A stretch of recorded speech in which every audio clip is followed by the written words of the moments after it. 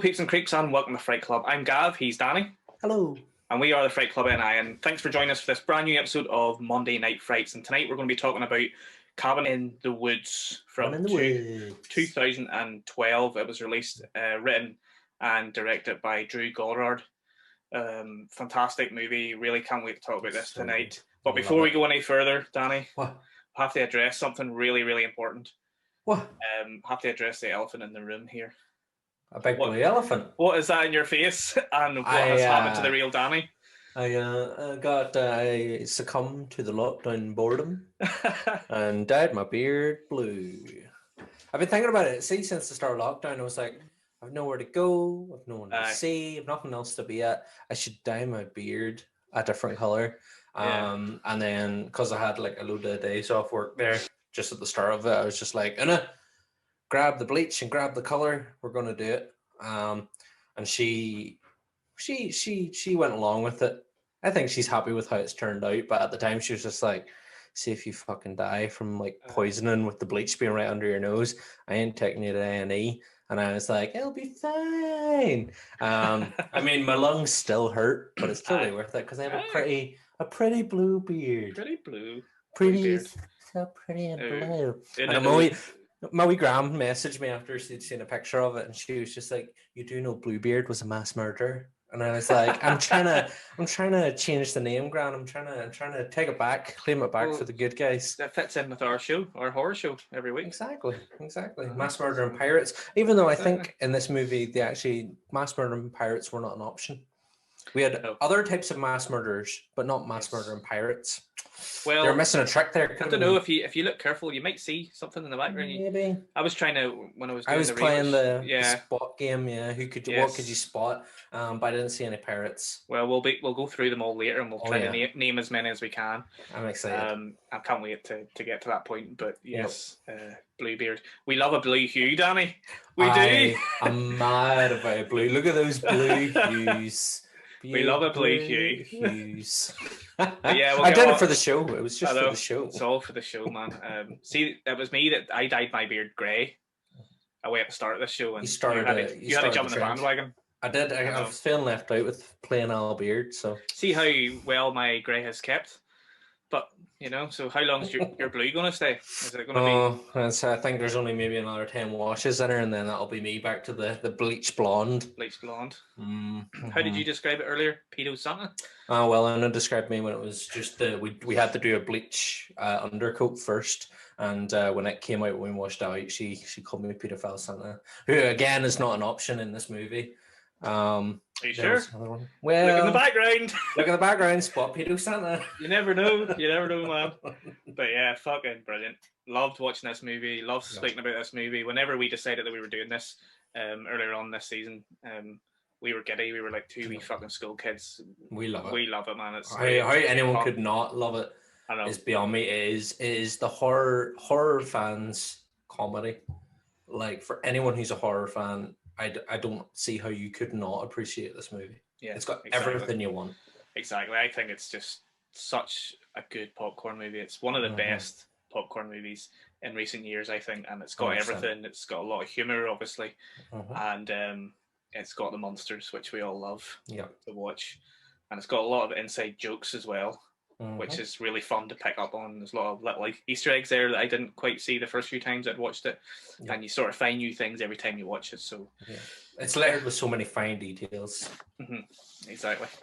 So as I said, it was directed by Drew Goddard. This was actually his debut in the director's chair. He had worked on shows like Buffy the Vampire Slayer and stuff like that. It was co-written by Joss Whedon and produced by Joss Whedon too. Goddard had previously written Cloverfield, which, great film. And he was the showrunner of Netflix's Daredevil series as well. So like, he knows what he's doing. Good credits. Obviously this was before the Daredevil and that, but he's got quite a career. And he's worked with Joss Whedon, who, there's been some nasty things being said about Joss Whedon. It just seems to keep mounting up. And you're just like, what a dick. Yeah. Nothing quite, on the Weinstein nothing like that or anything. No. Just a complete Just a real arsehole. toxic masculinity there. So there's a lot of things coming out about him right now. So, but we're not here to talk about that cunt. We'll talk about a great movie that he was involved with, the Cabin in the Woods. It was released in the UK in April 2012, but it was actually supposed to be released in 2010. It started filming in 2009 and it was supposed to be released in 2010, but then MGM, the company that was supposed to distribute it, was having a lot of legal issues and they couldn't actually physically or financially distribute this film, so they ended up selling it to Lionsgate, which it worked out better in the end. I think Drew Goddard released a statement afterwards saying that it worked out a lot better because Lionsgate were a company that they're a bit known for their horror and they knew how to market it, they knew how to sell it to the audience, they knew what they had, and also whenever they filmed it, Chris Hemsworth, who we're going to be talking a lot about today, hadn't filmed Thor or wasn't. When was Thor released? It hadn't been released yet. I can't remember when Thor 1 came I out. think Thor came out just before this was released, but they had filmed it long before he had been cast as Thor.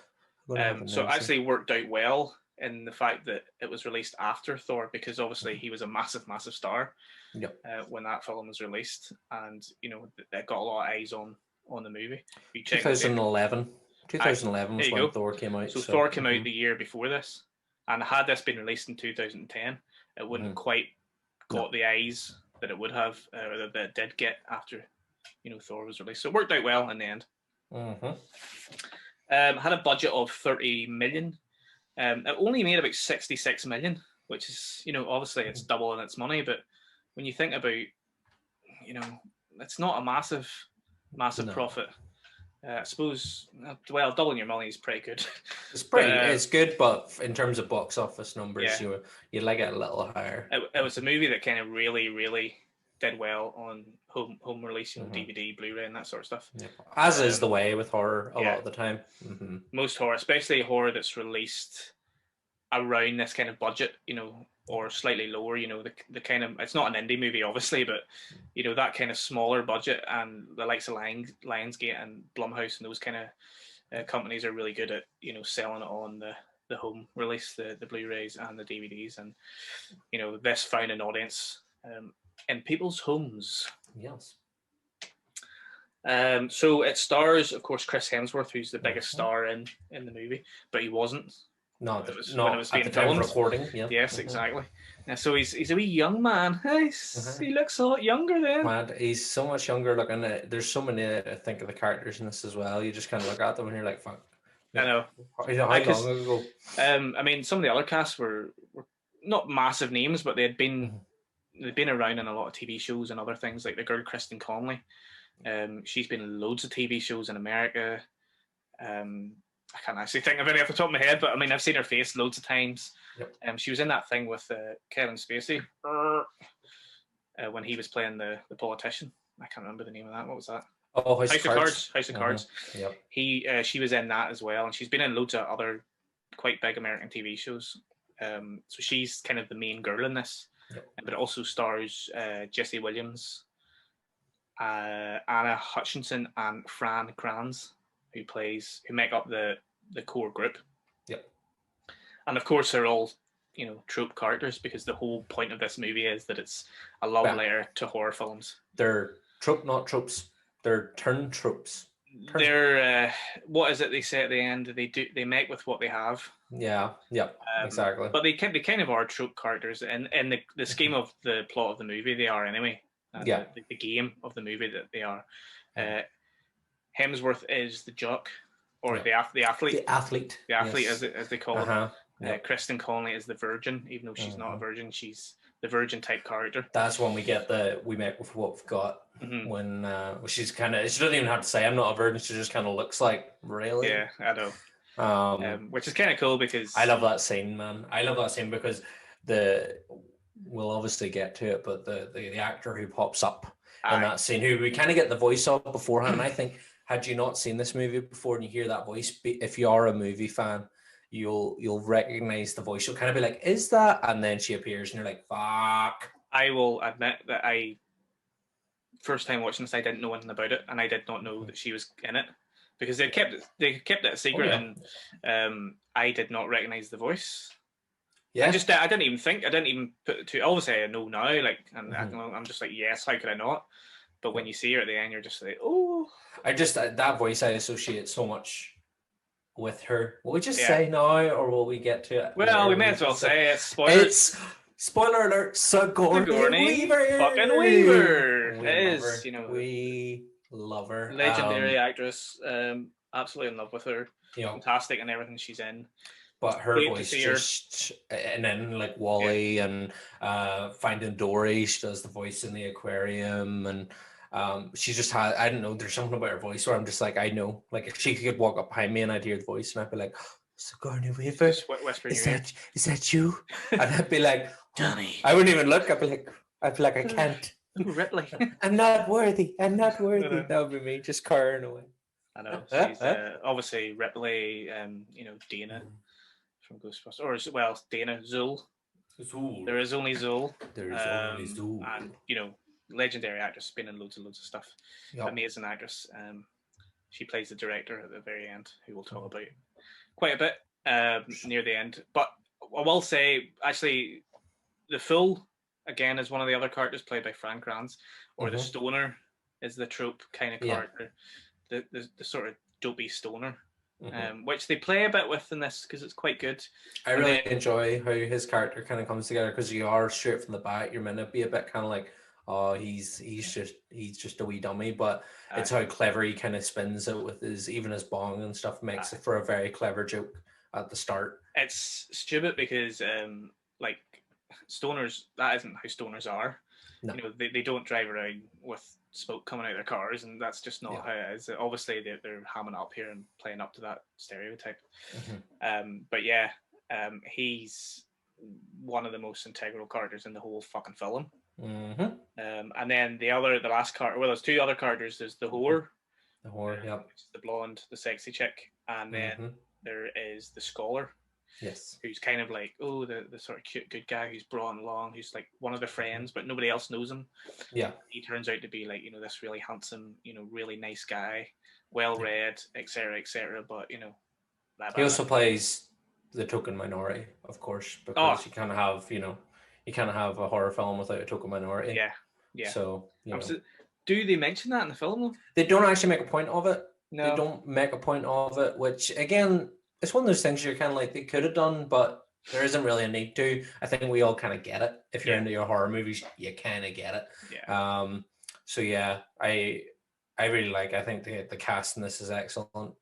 And I like that they all kind of, they all have their part to play, and it's obviously, it kind of explains to us why they're acting irrationally and silly, whereas in like other horror movies, when people act like that, you're like, why are you doing that? Why are you going that way? Why are you splitting up and all? Whereas in this movie, we kind of get an answer for all that, which is great. I think is superb. Yeah, they're being controlled. Is basically the answer to all of that. There's drugs, and there's triggers, and there's mists, and there's manipulation. All sorts of things going. They're puppets. There's sexy mists. Puppets. There's sexy mist. There's pheromone mists as well. There's the pheromone mists that come out of the mossy, lovely, soft, mossy ground. That ground looks so nice. I know. Any wonder that they decided to have a wee lie down and roll around in it. It just looks so cozy. It does until the hand comes up and all this shit starts happening. But it looked lovely. But we're talking about the cast here, but we're forgetting about the two best and most important characters. So good. Mr. Richard Jenkins and Bradley Whitford, who for my money, are two of the best working actors in the whole business. Amazing in everything they've ever been in. Richard Jenkins has done loads of movies over the years. He's worked with the Coens, and he's done TV, and he's stunning in everything he's in, and he steals every scene that he's in. Unless he's in it with Bradley Whitford, and Bradley Whitford just steals everything. I mean, my God, what an actor that dude is. So good, man. I love how these two, like, as you say, they've been in so much over the years, but they never seem to be like a main character. No, they never seem to be sort of a main character, but everything they put their hand to is great. Like, they honestly, and in this film particularly, like their whole banter and just the way, like, I wouldn't be surprised if half what they do is just ad lib, because it just seems to flow so naturally and just works so well. I think it's at the very start when they're kind of explaining to the security guy how to address them and stuff, and he's like, I also like to be called Honey Toes, and that fucking kills me. And again, it just seems so natural and like rolls off the tongue for them. You're just kind of like that. Like, I feel like that was just a moment that they rolled with. They just went with it. And I would love to find out if that is the case, because like their acting in this is powerful because of how just bantery it seems. They just seem like two mates who have a job to do, but they're having fun doing it. Fantastic. Like Richard Jenkins, I know was nominated for, I want to say, best supporting actor. I can't remember the film. I'm sure he's been up a couple of times. He's definitely been up at least once. And for the life of me, I can't remember. But the guy is just so good in everything that he's in. And Bradley Whitford, made his name on The West Wing, and he was in Get Out as well. He played the father in Get Out. And again, another fantastic performance. Another great movie. But these guys they're always in ensembles, casts, but they are always amazing, and they're always the best in those ensembles, and it's so good to see them together on the screen. And as you say, man, what a double team. They were such a good duo. I just wanted to watch their scenes more, even than I love it. And that's the thing. I was kind of thinking about this. If you watch this movie without their scenes, like, obviously, one, it would just be a horror film, but two, would it be as good a film? Absolutely not, man. No. If you take out their scenes and their entire kind of plot of what's happening behind the scenes, it's just a remake of Evil Dead. Well, not you know what I mean. It's just basically it opens with Hills Have Eyes and finishes with Evil Dead. Exactly. I mean, and that's why we love this movie as well, because we fucking love Evil Dead. We love Evil Dead. We love Hills Have Eyes. We love every other Easter egg homage that they drop into this movie. It is wonderful. But their scenes really do that. It makes up for a lot of it. And it would have been interesting to see how they would have played out if they maybe let it linger a bit longer without revealing what was going on behind the scenes. But I like that we're kind of like in on the joke the whole time. It's cool the way. And then when they start to guess what's going on, we can kind of be like, oh, you're onto something. I think, it would have been interesting to see had they not shown them at the start, or at least once they arrive at the cabin and they start, and basically what's happening. It's some sort of reality TV show. You don't know the exact details of the workings about the whole ancient ones and stuff, but it's a reality TV show. They know they're being controlled. So they kind of do in sections, but it wouldn't have worked had they not done that. Had they just let it play out as a cabin in the woods type Evil Dead homage, a standard horror film, it would not have worked had they just revealed that at the end, because the whole enjoyment of the film is that you keep cutting back to their characters and you see how ordinary it is to them. That every year, just another day of work, this event happens, and the way that they walk around and talk to people, and it's just like working in a factory or working in some sort of office system, building, whatever. It's so well done, and I think the film works because they address those scenes just like they were just normal everyday scenes. It's so, I love even the opening of this movie. I mean, the last 2 episodes I referenced how the films open, and I love that the opening to this movie is them driving in like a wee buggy through like the hallways of their like underground bunker, and what is it he says?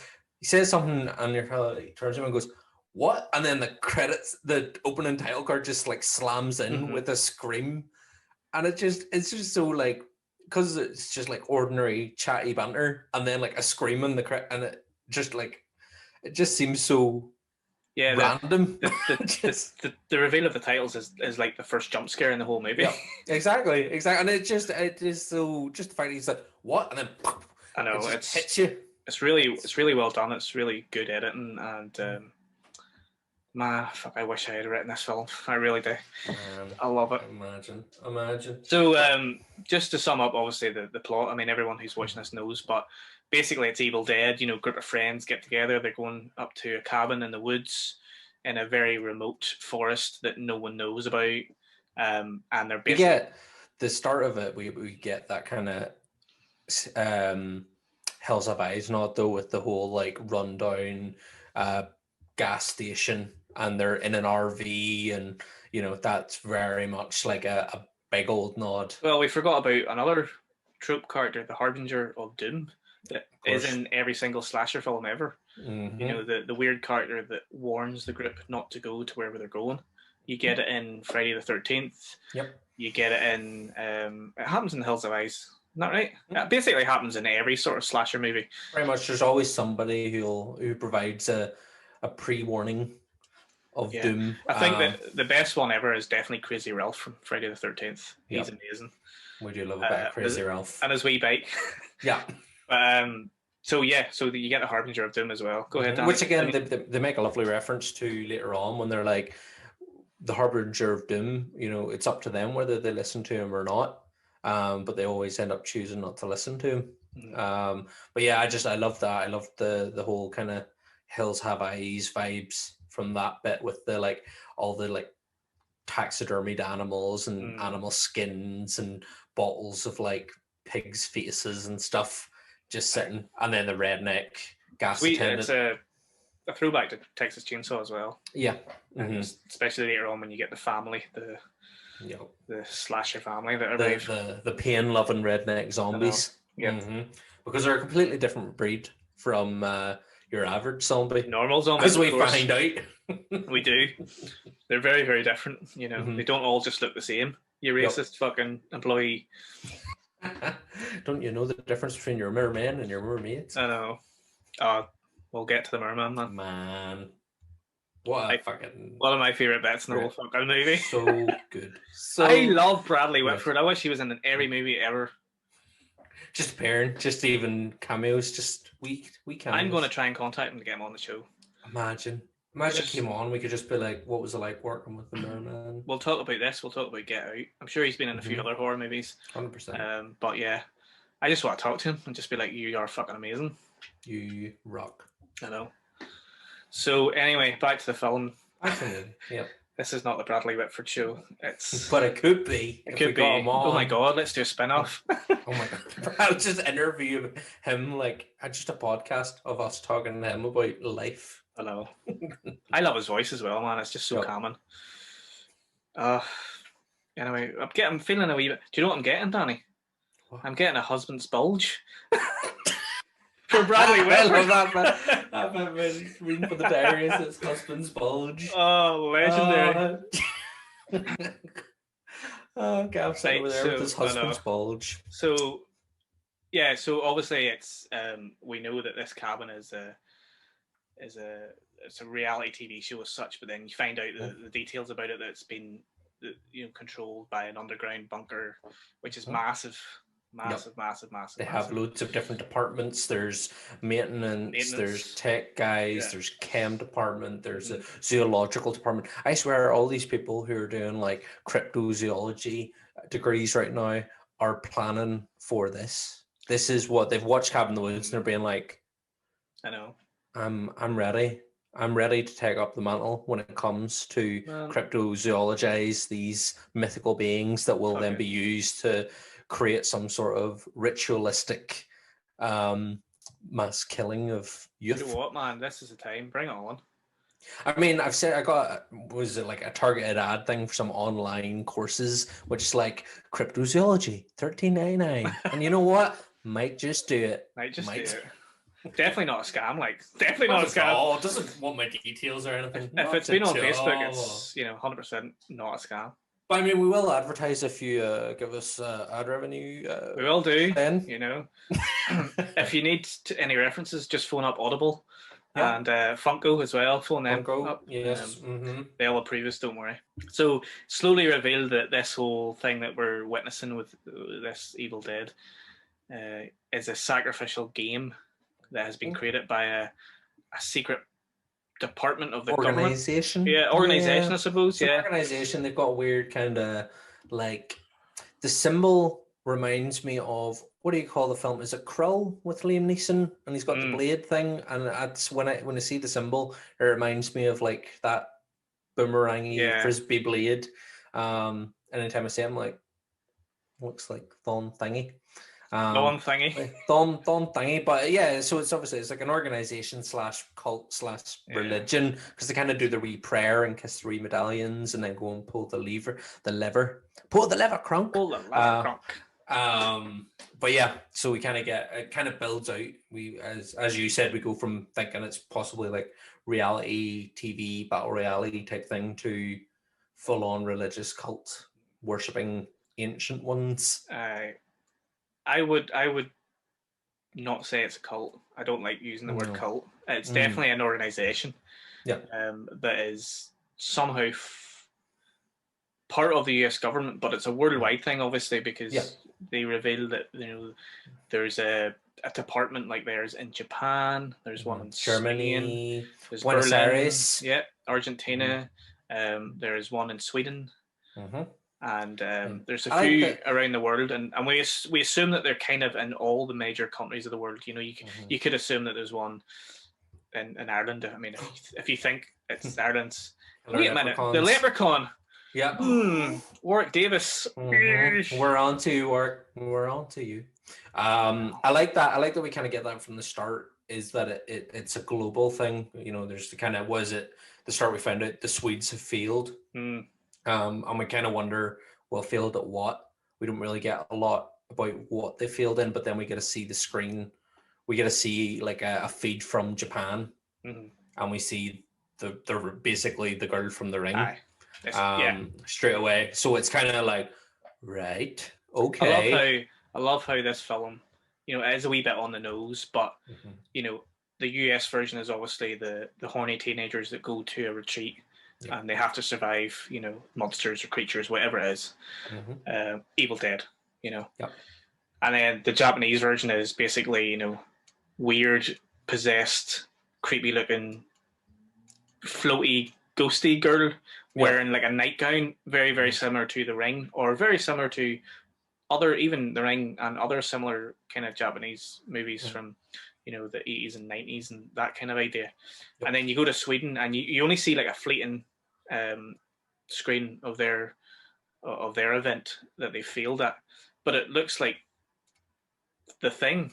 There's a helicopter flying over and it looks like the outpost from the outpost. Which those guys were Norwegians, but still they're playing with that vibe. And then it cuts to, I think, Spain. You see it's kind of like this big castle on a hill that's burned. So it's kind of like playing with the Gothic, Spanish, the old school kind of Gothic.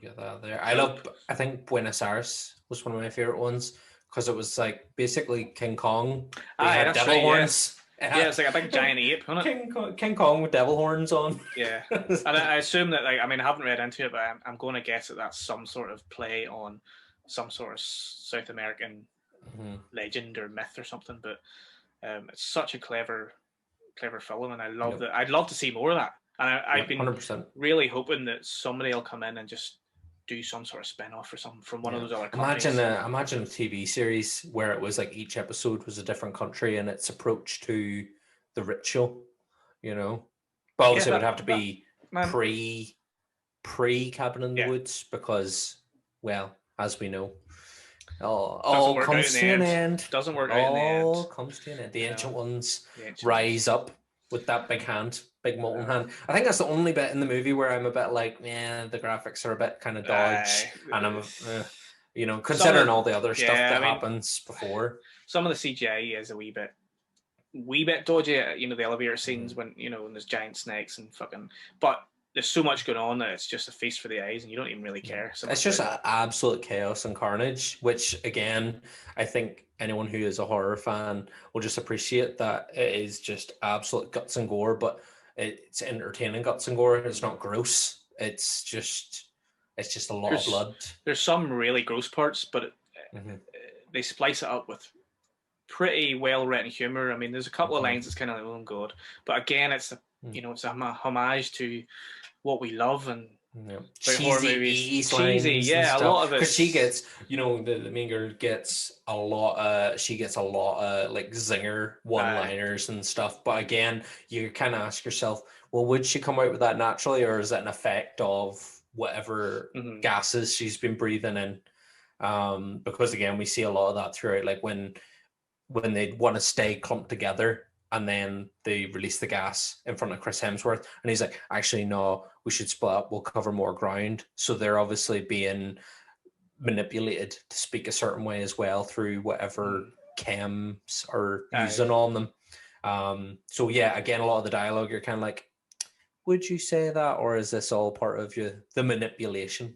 So the sacrifices for the Ancient Ones, which we learn later on in the film, this event happens every year, it happens all over the world, and at least one of the events have to be successful every single year. And every event is different, so they have different rules for different countries.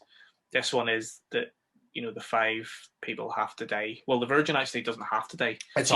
She just has to suffer. But if she does die, she has to be the last one to die. She can't die before anyone else. That's the main rule.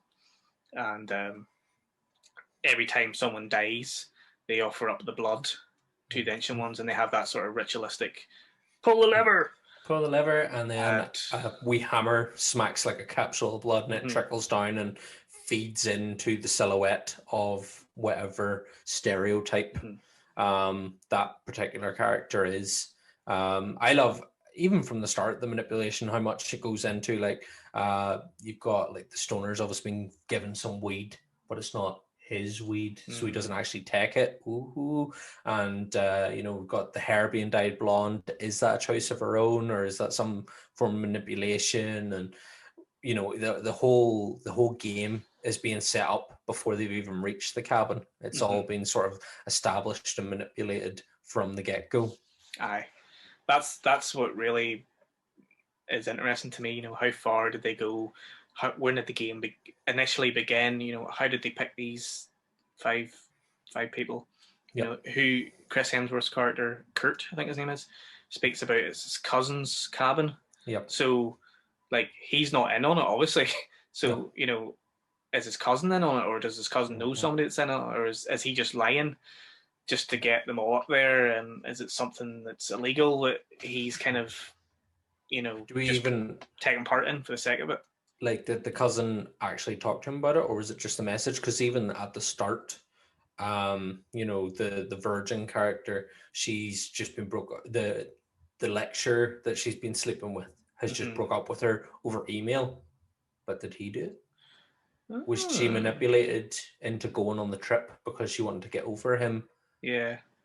But did he actually send that email at all? Yes, of course, yeah. I mean, these are all questions that you ask, and you sort of, a lot of it's just stuff that just goes by in a second and you don't really think about. But I'd love to explore some of the stuff that happens wider things before. I think it's very, very interesting, really well written. We'll talk about the opening scene actually, because obviously you get the back and forth from Bradley Whitford and Richard Jenkins, which is fucking phenomenal. We talked about that quite a bit there. They're obviously discussing what they're supposed to be doing and how the other countries are getting on, how they're like, right, well, it's down to us then, isn't it? But they're also kind of like, oh, Japan might beat us because they never have a loss. Never lose, yeah. Except this one time. I love how Japan wins though as well. It's like, I know, no deaths, and they've managed to like capture the spirit of the like deranged girl in a happy frog. All the wee girls are like jumping around. It's like a weird. It's like a weird plant in the bowl. It's the putting the lotus flowers, isn't it? Into the bowl, and the energy of that's capturing the spirit of the ring girl. Turns her into a happy little frog. I know. And it's funny. He reacts to them. He's like watching the screen, and he just starts shouting, "Fuck you, fuck you, fuck you!" I like these pointing to each one of them. I know. Yep. I know. That's great. That whole scene's phenomenal. Like, that's just such good How acting. hard is it to kill 9-year-olds? I know. Fucking amazing. So but they also mentioned the glitch in '98. Yes, that's what I want to see. I want to see what the glitch was in '98. What was the glitch? What do they mean by glitch? It's when they have a go at her. Then they're like, "Whose department was it that glitched in '98?" And then, because obviously before that they've established that she works in the chem The chem. department. So yeah, I like the wee dig there as well. Because again, it's all they're very bantery with the staff and stuff as well. And even I love the bit when they're putting the bets in, and the intern is, what do you think? And he's like, I wish this conversation was over. I know. It's brilliant. It's just so well done, and you really do, as we said earlier, you need those scenes to split the movie up and to make it original and to make it stand out from just any normal kind of typical slasher movie. In typical slasher fashion, after that opening scene, you get to see a hot chick wearing panties. Of course. Standing right at her fucking window that is open to the Mm-hmm. world, and she's walking about just in her wee white panties. She's got a top on, obviously, but just anyone can look in, no bother. Typical fucking slasher film. So, and then you get in it just to the characters and stuff. And then when they piss off in their RV, to the cabin, you start to find out that this isn't as what it seems, because there's a guy on the fucking roof with a wee earpiece in, and he says something like, "Crows have left the nest" or something like that. Yeah, they flew the nest. We're on schedule. Something like that there. But it's the bit just before that when obviously the stoner, he rolls up in his like station wagon, like a big bong, and he's like, the police won't stop me. They won't stop a man with a bong in his car because they know he's just one level beyond. And I know. We start talking all philosophical and stuff, which again, you're kind of like, okay, well, he's not just a daft stoner. He's a bit deeper than that, but still a stoner. He's still a bit daft. But it's the bit when he's saying about or was it Chris Hemsworth says, "Oh, well, you won't be bringing that bong in my dad's RV." And he's like, "What bong?" And smacks it down into like a wee coffee cup, wee travel mug. I was like, cool, that's brilliant. That was cool. Now you're right. He's kind of being philosophical, and he says the words "society needs to crumble," which is obviously a bit of a precursor for what we're about to experience. But then we get the Harbinger of Doom, which fantastic, hilarious scene, because he's like proper over the top, and he calls the blonde girl a whore. Yep. Which is again precursor for what is going to happen. And then obviously they arrive at the cabin, and you find out they're being watched. You see the CCTV footage. Yeah. I like that we kind of, even before they leave the house, actually, in fact, it's Chris Hemsworth character kind of comes in. We automatically assume, because of the build of him and how handsome he is, and blonde hair, blue eyes, all that, we assume he's going to be the jock. He's going to be the kind of meathead boyfriend of the blonde. But then he actually starts talking about the books that she has and saying, "Oh, that's covered in the lecture. If you want to read something good that's a bit different, you should read such and such." So we get to learn then that he's not actually just a meathead. He's got brains. And then it's actually him that points out to her, "You also have no pants on." He's kind of calling out the fact that she has very little clothing on instead of ogling her. He is a bit awkward about the situation. So I like that his character immediately, where we want to place him in the box, it then shifts from that. But obviously then later on, due to the drinking and the chemicals and everything else, he falls back into the box that we assume from the start. He's not overtly jockish, I suppose, which is, it was a nice, refreshing. And again, with the whore character, she's not like your typical over-the-top, slutty kind of girl.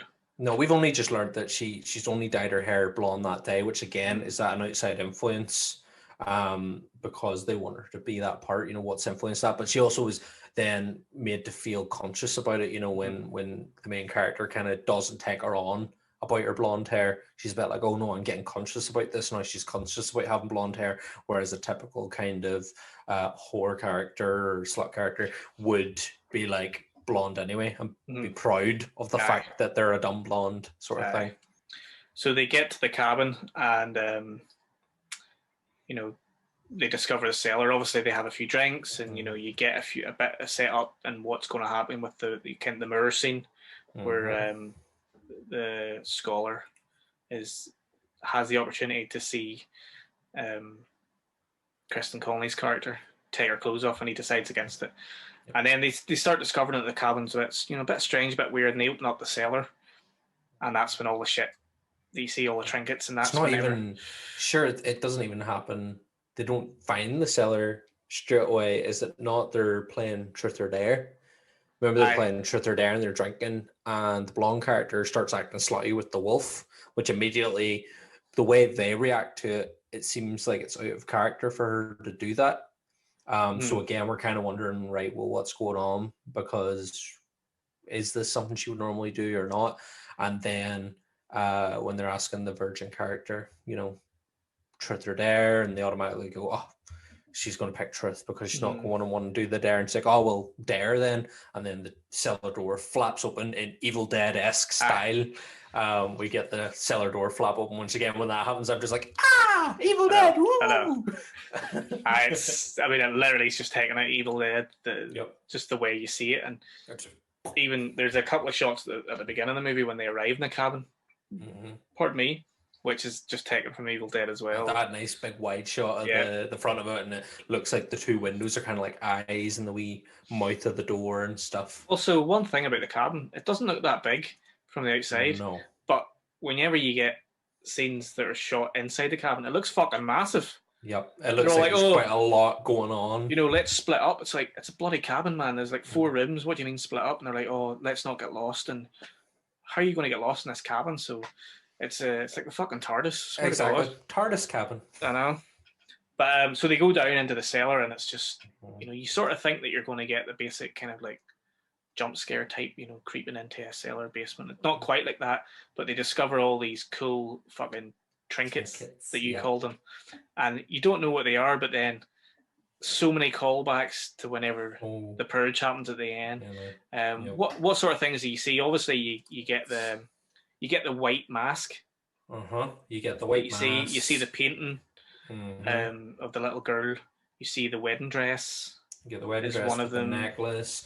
We get the puzzle sphere, the sort of puzzle ball type thing, which is very obviously meant to be puzzle box from Hellraiser. Yeah, the guy that owns it's very much like a Cenobite from Hellraiser. We have the music box for the little ballerina. We've got the diary, which I think it's meant to be a bit of a Necromonicon type of. But you wonder, is there maybe a Necromonicon there as well? Because a scene later on, we do get a little appearance from the word Deadite. And they're not the same as zombies or redneck zombies. No, they're different. They are Deadites. They're Deadites. They're very different. So you wonder, is there a Necromonicon kicking about? And then we get the conch. The conch, the seashell. Yep. And he's about, who's it? It's the stoner. Chris Stoner, isn't it? He's about to blow into it. He's about to toot it. Yeah. He's about to go toot. But then the virgin. What's he about to do? Toot, toot, toot, toot. That's what conches do. They go. Of course they do. You put one up to your ear and they go toot. And you can hear the ocean. You can hear the toots. You can hear a little merman just being like, cool. Is that what merman? Seagull. Well, oceans, you know what I mean, man. I just think they make bubbly noises, like raspy bubbly noises. Dove, maybe. Whale. Dolphin noise. Man, they put you to sleep at night, man. What, merman? Aye. You like being put to sleep by merman, do you? Oh, aye. They give me a husband's bulge. Husband's bulge. And this is the scene where we get to hear about the husband's bulge. So the virgin character, obviously, everyone's just about to, they're all like moments away. Chris Hemsworth is just like, click the button, the first button in the puzzle box. The horror character's putting on the necklace from the wedding dress, about to blow in the conch. And I think I don't know how the music box supposed to work, but it seemed to me to be a bit of a kind of Conjuring type thing. Like if he looks in it and then sees behind him, you'll probably see like the little ballerina girl or something. It's a ballerina, isn't it? Yeah. But she ends up reading from the diary first, and that's what triggers the redneck zombies to come. The Buckner family, they're called. The Buckners, yeah. It's the diary of Anne Buckner, I think her name's Patience. Patience Buckner, yeah. She's a little girl, and obviously she's talking, telling her story about being locked in this room and being tortured, and in the black room. The black room, they killed him and all this stuff. So but filled her stomach with coals, and nothing bad happens until you speak Latin. You speak the Latin. You say the magic words. You have to speak Latin because that's the rules. Them's the rules. You have to speak Latin to. You have to say Latin to conjure up this fucking the evil zombie redneck torture family. As do you think that's why they stopped? Do you think that's why they stopped teaching Latin in schools? Because there's too many ghouly goblins being summoned. Between fucking conjuring undead and evil priests, conjuring Satan and possessing people. Between those two, I think it's pretty safe to say Latin is fucking dead. Dead language because just too many ghouly goblins being summoned. Exactly. Ruined it for yourself, ghouly goblins, by being too damn scary. Let's never go back to those days. Fucking Latin. Seriously. So she's chosen the diary and she doesn't know it now, but that's how they're going to be attacked. That's how they animus. The corpses of the Buckner family, who are Buckners? The Buckners. We fucking Buckfast. They're the Buckfast loving Buckners. Buckies. They love a wee Bucky. There's something else, another wee random thought where I'm thinking about random like little moments throughout, where it's like, is that a reference or is it not a reference? The bodyguard, the man, the security who is brought in, and it must be his first time doing the ritual, being part of the ritual process. His name is Truman, Mr. Truman. Is that a reference to the Truman Show? Of course it is. Because they're in a Truman Show-esque situation. It's either that or a reference to President Harry Truman, which doesn't make any sense, so I'm going to guess it's the Truman Show. But, I mean, if you look really deep, there's so many little references. And again, Truman Show's not a horror, unless you want to think about the horrors of reality and trapping a human being from the first moments of their life right up until the point they figure out that they're part of a reality show. I mean, Truman Show's kind of horrifying when you think about it, being trapped against your will. Yes. But yeah, it's nice. It's nice to kind of have those little moments, little Easter eggy bits, little eggy bits. Eggy. I love wee eggy bits. You fucking love your eggs, boy. I do. Is that because you look like an egg? Oh, with blue mold. With blue. With the blue. I don't know. It's like a blue hue. What is it? Eggshell blue. It's a wee bit lighter than what your beard is, but I'll wash out to that. I'll wash out to a nice eggshell blue. Keep it away from that fucking pedo Santa. Look, whatever thought was at the start. But anyway, let's stop talking about pedos and eggs and let's continue talking about Cabin in the Woods. Of course. So yeah, we find out that the Buckners are now going to be the way that they're going to be tortured and killed. Yes, and maintenance wins. Oh, the betting pool, of course. One of the most famous scenes Yep. in kind of recent years is it's a meme now, or a meme, wherever you want to pronounce it. And maintenance wins, but they get to share it with the intern. The intern, yes. His first event as well. And I just love that little nod where the girl's like, "Oh, but I had zombies." He's like, "No, you had zombies. This is a zombie redneck torture family. Very, very different. Very, very different. What a racist." Yeah, I like that. I really enjoy that scene. I think it's great. And I love seeing the board with all the different names. All the different creatures. So you get, I love, my favorite one is Angry Molesting Tree. Angry Molesting Tree is on there again. Evil Dead callback. Evil Dead. So we actually get two. We get Angry Molesting Tree and Deadites. So we get two Evil Dead references on that board, and I love it. Yeah. I'll have to actually post a screenshot and look at all of them because 100%. I always forget. But you get obviously the main tropes, zombies, ghosts, vampires, werewolves, all that sort of stuff.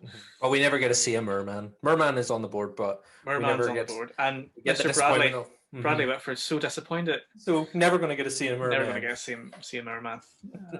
But I love when he's like, "Oh, you don't want to see a merman. The cleanup's terrible," and which would make you assume that there has been a merman before then at some point. Yeah, obviously before his time. Yeah.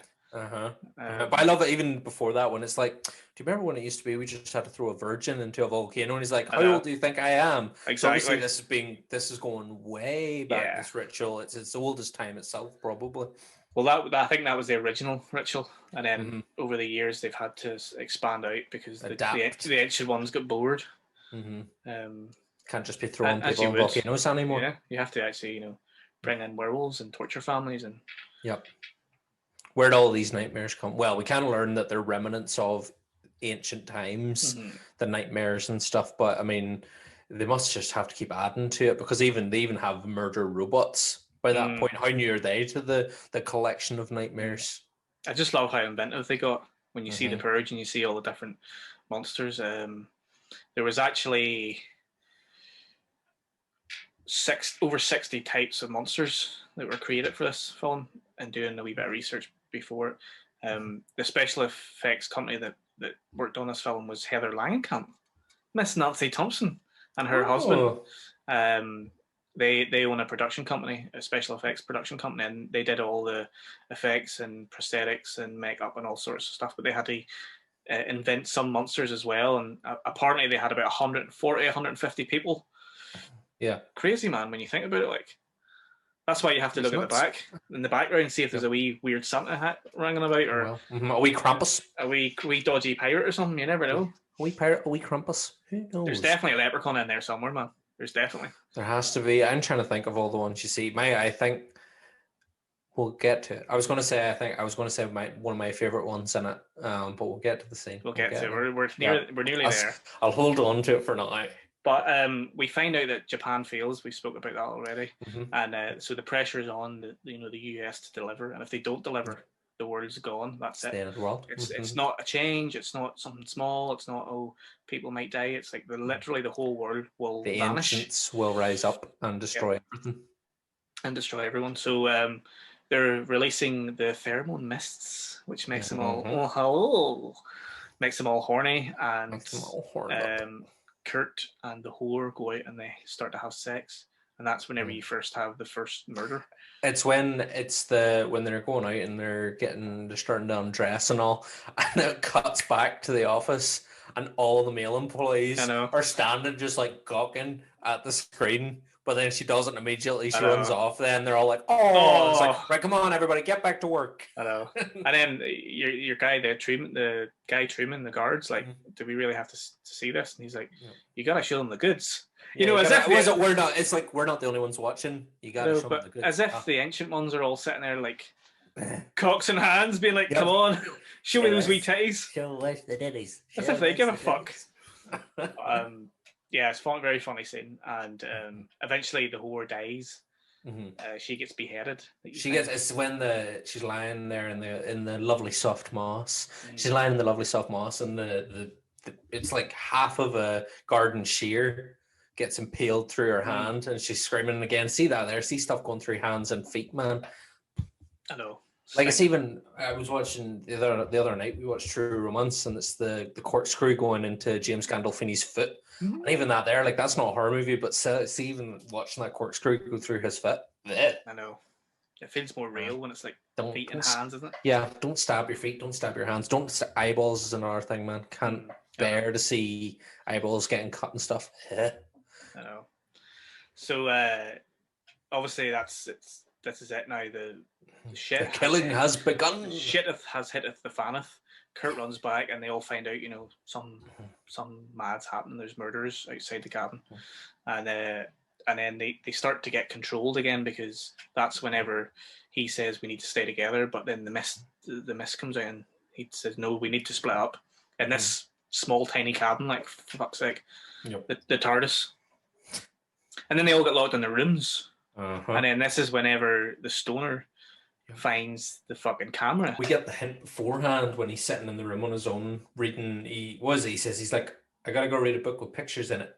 And he goes off to his room and he's reading his own, and he's smoking a wee pipe, and he's reading away, and then he's like, he hears a voice whispering. He starts hearing the whispers. He's like, who's talking? And it's like, I want to go for a walk. And he's like, who is that? Who is it? And he's like, I'm a puppet. And he's like, I'm gonna go for a walk. He still goes with it anyway, but he's the first one to kind of twig on that there's something else going on, but he's not quite sure. But this is, as you say, this is the moment where he kind of realizes, he's like, I'm on a reality show.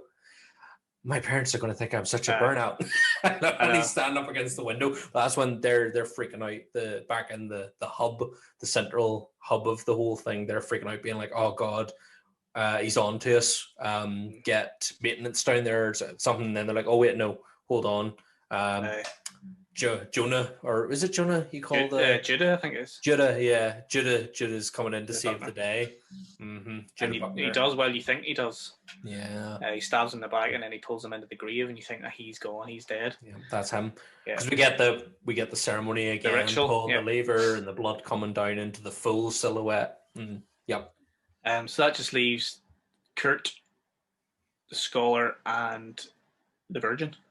And they fuck off. They jump in the RV and try to drive off. And that's when they realise that the tunnel hasn't exploded, because obviously this was supposed to blow up after they went into it earlier on in the day, which stops them trying to escape.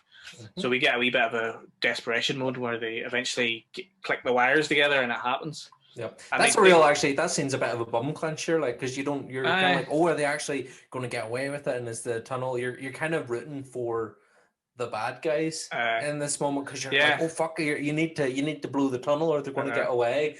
But at the same time, you're kind of like, oh, well, what happens if they did get away? Well, obviously the game will be over and the Ancient Ones rise up. But I think you're kind of almost rooting for the bad guys in that moment. You're kind of like, oh dude, come on, blow the tunnel. I know. And they talk about like a glitch, so I'm guessing that's a bit of a hark back to the glitch from 1998, where there was some sort of glitch that happened that almost caused something very similar to happen. That actually almost happened in this event. But they're grand. They're grand. The tunnel blows up, and then Thor gets on the old motorbike. It's on his dirt bike, which he conveniently has strapped to the back of the RV. I know. And then he's like, oh, I've made bigger jumps than this. He's really hamming up the whole hero thing. He turns into fucking Evil Knievel, so he does. Yep. He should have put on like a wee tiny helmet. Imagine, with the American flag on it. I know. She gives him a wee kiss and all. I know. It's great, because the best thing about this scene is that they really push the whole, I'm going to do it for... whatever her name is. I can't remember. Jules? Is it Jules? Jules. I'm going to do it for Jules. I'm going to come back with cops, with the FBI, with the army. I'm going to have real big guns. He says real big guns. I know. And then your man's like, don't hold back. I never do. Never do, man. It's so cheesy. It's so goddamn cheesy. But again, it's so typical of slasher movies. And the reason why they ham it up with the cheese there is because it pays off. Because as soon as he fucking jumps and he gets about 10 or 20 feet out, he just smashes into this fucking invisible wall. The bar, which again, we get a lovely reference to earlier in the film when they first go into the tunnel. It's kind of panning along with this falcon who then smashes into the invisible barrier. And that's when we kind of first twig on that they're entering somewhere. They're entering into this Thunderdome of horror. It's like a secret. It's like force field type thing is covered. It's like, and who are the only people that can afford giant invisible force fields? The government. Obviously. The government. Or secret agencies working on behalf of the government. But that bit, man, see when he hits that and he's just like tumbling. It reminds me, the things you just get when you're away and they had the wee sticky hands and feet and you throw it against the wall and it would like roll down the wall. That's what it reminds me of when he's like tumbling down that invisible force field. It's great. And then that's just like a kick in the balls. So you're just like, what the fuck? Because you sort of think, oh, this might be an opportunity for him to get away. And he might turn up at the end whenever you think he's not coming back, but then he just fucking dies. Yep. So he goes sploot. He does. He just goes sploot. And then, if only he had his special hammer that could make him fly. That's true. Or he'd worn a helmet. Or he might still be alive. Should have worn a helmet. Exactly. He should have worn a goddamn helmet. He's probably still lying down there though. Just broken limbs. No, just being like all smashed up. Help me. I know. Jules, I did it for you. I did it for you. Anyway, so the main girl, the Virgin, and Scholar, I fucking forget their names. I keep forgetting. Man. I can't remember their names. No. Anyway, they go back into the RV and we're like, right, we need to just drive through here. There's no way we can get out this way. So, but we've already had a little nod to what's happened next earlier, because when they first drive off, when they slam the door shut of the RV, we see a bloody handprint. Oh, he gets fucking jab through the throat. Right through the neck with some big long like knife hook that it looks like one of those ones used for like gutting a fish or something. Yeah. So yep, straight through the throat. Straight through the throat. RV plunges into the fucking Lake. The lake. We've got a lovely Camp Crystal Lake. Do. And a wee bit of Shape of Water when she's swimming out. It's that nice sort of blue-green hue. And the blue hue. Blue hue. Bit of blue. Wee bit of green as well. Wee bit of green. We need to make a movie with somebody called Blue Hue in it. I know. Wee blue hue. But I love the hand that comes up and grabs her by the leg. I know. And then so she comes back up and she's obviously your man, the big tall Buckner fella. Big tall Buckner. Big Bucky. Big Buckner. Here, Big Buckner down the road. He's fucking mental, so he is. He beats the shit out of her, and then back in the hub, they're all like, yeah! That's it, they're celebrating. What is it? He says, he's like, oh, I was really rooting for that girl. I really like her. She seems really good, really decent. And then somebody walks in with a bottle together, and he's just like, tequila! That's one of my favorite scenes in the whole fucking movie, man. Bradley Whitford, what an actor. Doing the whole sort of, man. Yeah, I was rooting for her. Tequila's my lady! They have basically a party. It's basically it's like a New Year's Christmas office party. Yeah, big office party. Everybody's celebrating, and they're all in their little groups, and you see little different wee moments. Yeah. And was it the one fella that's like, was it they're talking about? Oh, do you think we'll get overtime? And one of the, I assume, is a zoologist because wearing like animal padding, like the kind of padding that people who train dogs wear. He's like, oh well, go speak to accountant over there, and they're like, oh, what's the point? I know what the answer is going to be anyway. And the intern's like, I'm an intern. I know. I don't get paid overtime. And then it cuts to another. It's like a man and a woman chatting.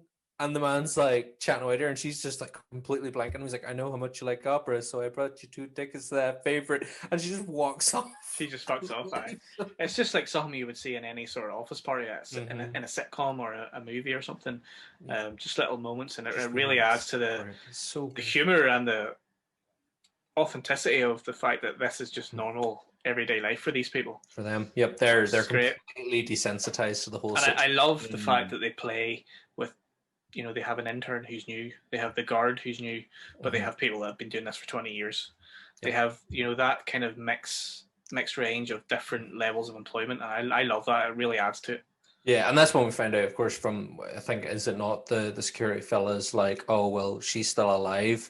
And they're like, yeah, well, she's the virgin, and it doesn't matter if she lives or not as long as she's suffered. So we kind of get that explanation out of it as well off the bat, which is great. But yeah, I love the whole kind of, they're talking about, are we going to get paid for this? That's their main concern, not for the fact that like four people have supposedly died so far. And someone else is currently on the massive like jumbo screen getting their shit kicked in by a zombie redneck.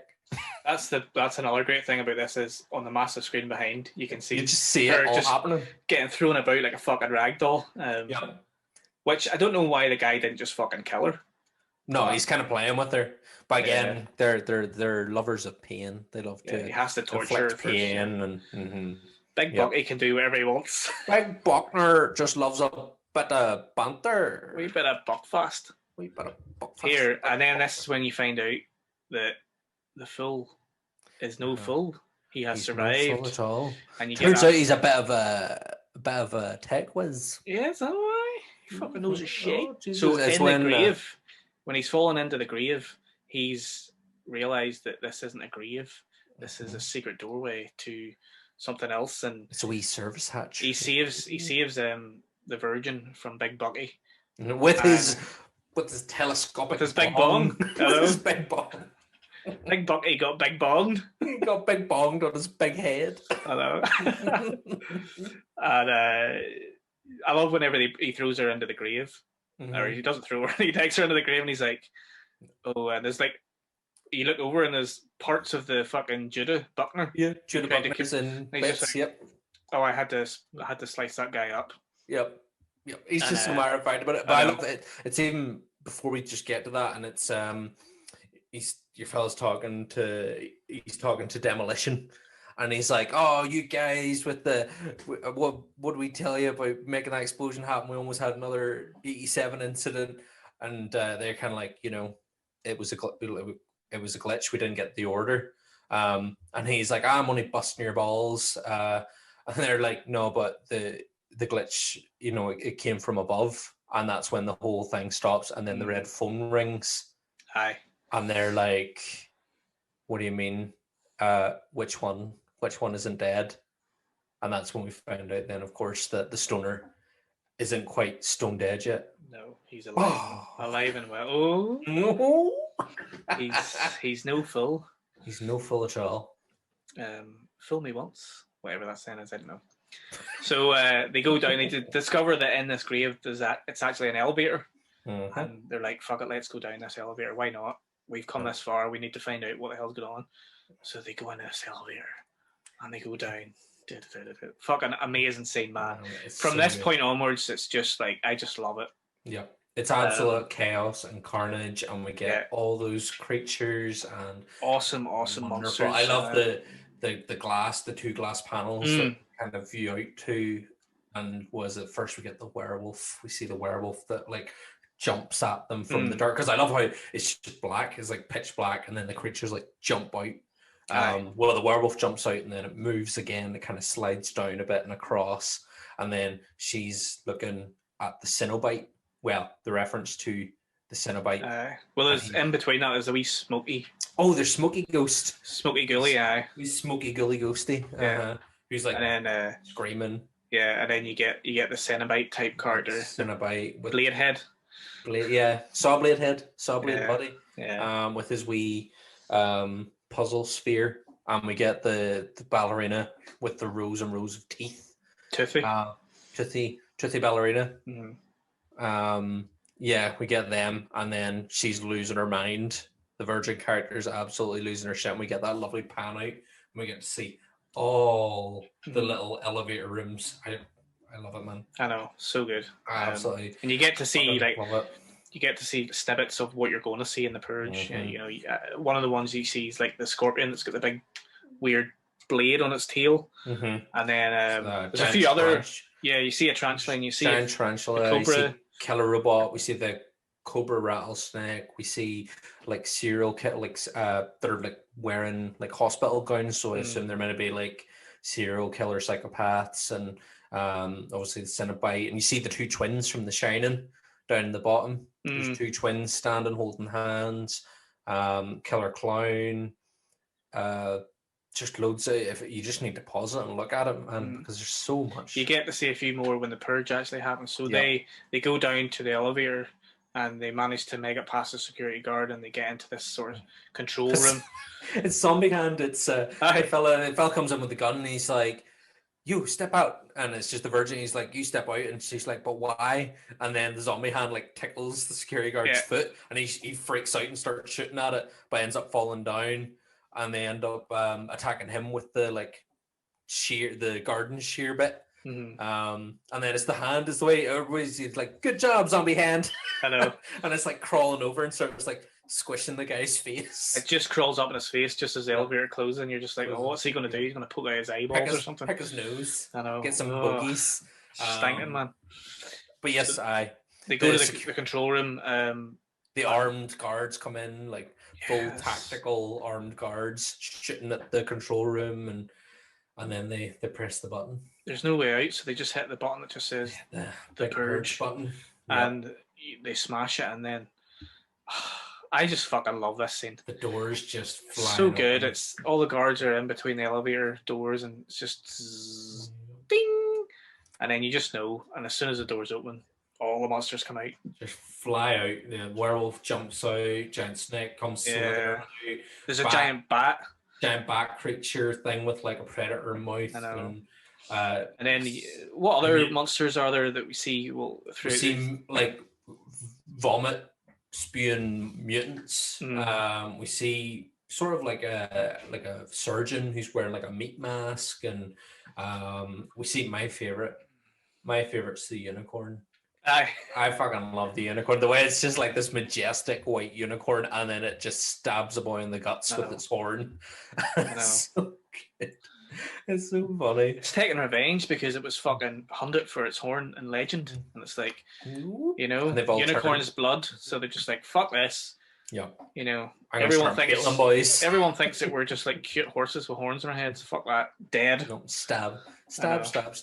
We see them. What else do we see? We see the killer clown that just can't be stopped. I know. And we see the White Mask family, sort of serial killer family. Was it? That's sort of very reminiscent. Is it the others? The others? It's like strangers, maybe. Strangers. It's like a porcelain mask. Yep. And then you get later on as well. You see like a group of like scarecrow wearing masks. Scarecrows. Yep, we see scarecrows because the security guard Truman is shooting them, and you see the straw just like flying off all over the place. And then directly after that, we get to see the man. The merman. You get to see the merman. The best.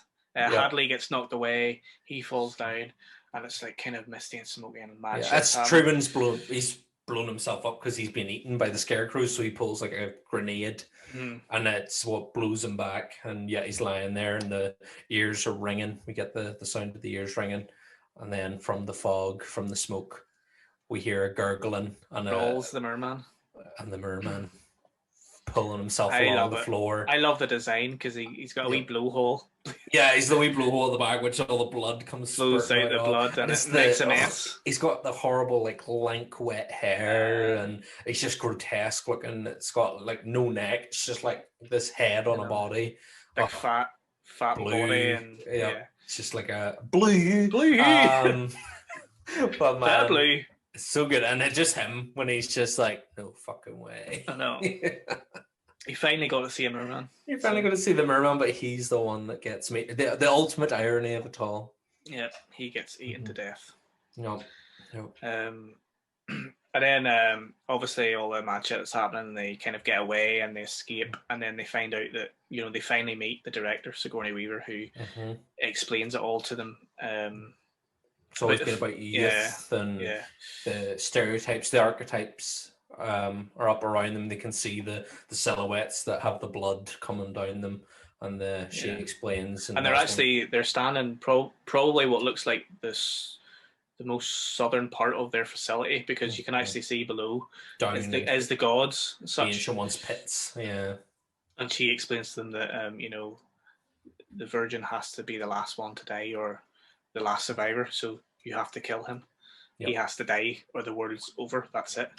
We get a great line of dialogue actually from Sigourney Weaver. She's explaining it to the virgin character, because she's got a gun, and she tells the stoner, you can die with them or you can die for them. And that's just a great fucking line. So but she was about to kill him. Yep. She was going to shoot because she again assumed that it was for the greater good. But then gets fucking mauled by a werewolf. It's mauled by a werewolf. Yeah, mauled by a werewolf. Patience. How ironic is it that Patience is the one that comes down and saves him? Yep. And kills the director, and then she gets hooked over the edge into the fucking ancient ones. Yep. And it basically ends with just the stoner and the virgin sitting there. Now, miraculously, one of his joints has survived this whole event and is almost perfect, and he takes out and smokes it. It's like, dude, you've been fucking rolled about in graves. You've been beaten up by monsters. You've been almost killed by a fucking mad zombie man. And you're smoking a joint that somehow has survived in your pocket this whole time. One last toke before you go. Like, I know. Toke before you choke. I know. So they basically decide just to let the gods have everyone in. Yep. And then we get that big mad hand come up and smash through the cabin in the woods and comes crashing towards the screen, and then credits.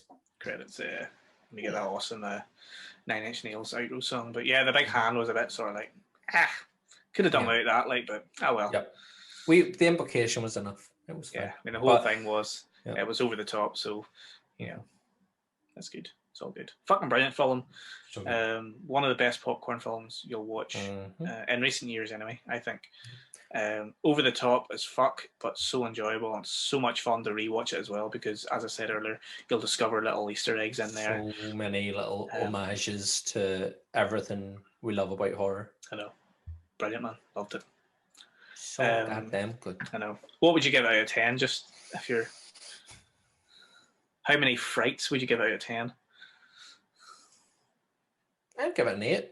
Aye. I really enjoy it, man. And even going back to it today, where it was kind of like, oh, you know, I kind of know the film, but as you say, you go back and you watch it, and you're like, spot so many different wee things, and you still come out of it going, I really enjoyed that. I really enjoyed it. And you're still laughing at the wee bits, even if you know the jokes. Like, even before they happen, you're like when the merman comes on, even before that happened, just before it came out the smoke, I was still giggling to myself because I knew it was happening. I know. But I love it. I just fucking love it. And I love seeing the board with all the names on it. And every time you see a different creature written on there, you see like a different department name, and you get to see all the departments, which is great.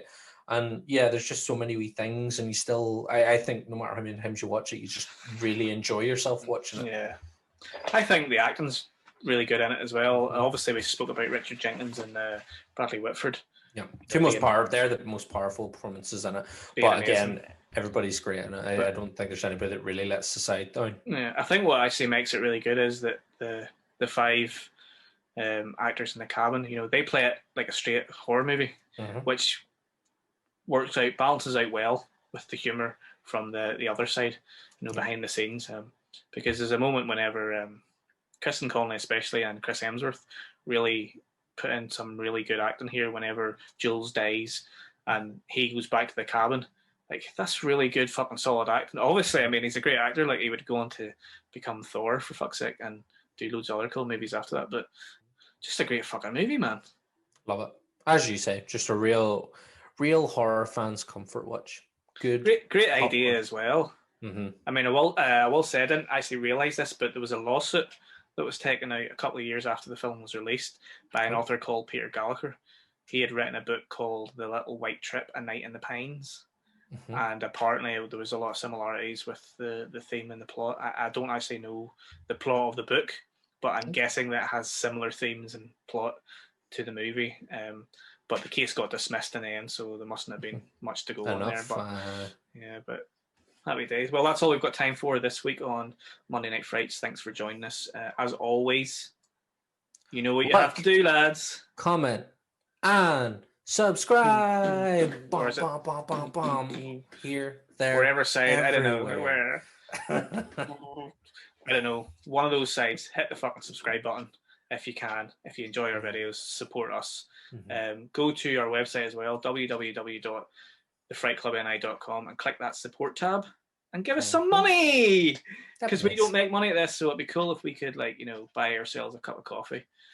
Or tea. Or we could start funding other cool things like merchandise. What's that? Is that potential upcoming showing off something? Yep. We will hopefully have some merch coming soon. Merchy.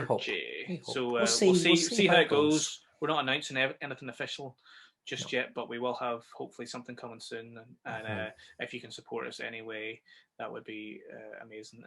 Follow us on Twitter at the Fright Club NI and Instagram at the Fright Club NI. Tell all your friends about us and all your horror peeps. Tell us, you know, check us out on the YouTube, and obviously, as we said, subscribe, hit that bell, leave your comments. You know, what do you think of Cabin in the Woods? Do you want to see a prequel or a spin-off or some sort of, you know, other event happening in one of the other countries? You know, let us know your thoughts on how far they took it, because a lot of people don't like this movie because they think that they kind of went a bit too far and went a bit over the top in places, which is like, fuck up. Nah. Spoil sport. Tell us your favorite nightmare creature as well. Yes. Mine's the unicorn. Gav? Merman, come on. Has to be Merman. Merman's pretty solid, but unicorn's my favorite, just for the sheer, like, out and awareness of it. It was so random. Part of me did think that fucking Darkness was going to step out and Tim Curry was going to be there. Although we got a wee Pennywise nod, sort of a Pennywise nod. But yeah, I want to see more ghoulies. Ghoulies, more goblins. Tell us your favorite ghoulie. But yeah, so until next week. Next week's going to be a belt or two. That's going to be a baller. Next week is our final episode of End of season season 2. As we'll be taking a break after next week for a few weeks just to get our shit in check. Take a wee breather, get a few things sorted for season 3. We've got a few exciting things going for season 3. So we will be taking a break, but next week will be a belter. Can we give them a clue? I don't know. It's maybe a bit too early, a bit before the dawn. Yeah, I'll just say it will be fantastic. And what else? There's an RV in that one too. There is, isn't there? There is. Yes. I'm pretty sure. Titties. Titties. Titties. Not just normal titties. Twisty titties. Twisted titties. Twisty titties. Snakes. I think we might have been giving it away. Snakes. Take away with that one. Yeah. Yeah, we probably have given it away. Put it in the comments if you think you know. If you think you know. But yeah, honestly, we appreciate all your love and support so far. So keep giving us your love and support, and we can keep doing this. Yep. But until next week, guys, stay safe, take care, all the best. Bye.